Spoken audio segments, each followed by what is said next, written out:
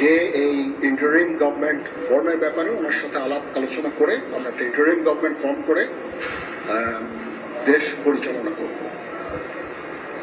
আমি আপনাদের কথা দিচ্ছি, সমস্ত হত্যা, সমস্ত অন্যায়ের বিচার আমরা করব। আপনারা সেনাবাহিনীর প্রতি আস্থা রাখেন, সশস্ত্র বাহিনীর প্রতি আস্থা রাখেন।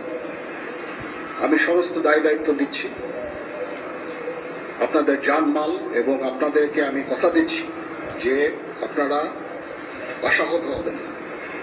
ইনশাল্লাহ আপনাদের যত দাবি আছে সেই দাবিগুলো আমরা পূরণ করব এবং দেশে একটা শান্তি শৃঙ্খলা ফিরিয়ে নিয়ে আসব। আপনারা আমার সাথে সহযোগিতা করেন, দয়া করে আর এই ভাঙচুর, হত্যা, মারামারি, সংঘর্ষ এগুলো থেকে বিরত হন। আমি নিশ্চিত যে আপনারা যদি আমার কথা মতো চলেন, আমাদের সাথে যদি একসাথে যদি কাজ করি আমরা, নিঃসন্দেহে আমরা একটা সুন্দর পরিণতির দিকে আমরা অগ্রসর হতে পারি। আপনারা দয়া করে আমাকে সাহায্য করেন। মারামারি করে এই সংঘাতের মাধ্যমে আমরা আর কিছু অ্যাচিভ করতে পারবো না, আর কিছু আমরা পাবো না।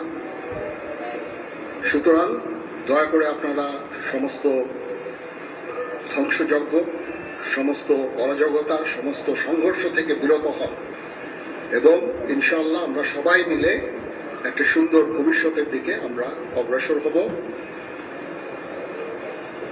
প্রতিটা হত্যার বিচার করা হবে, প্রতিটা অন্যায়ের বিচার হবে।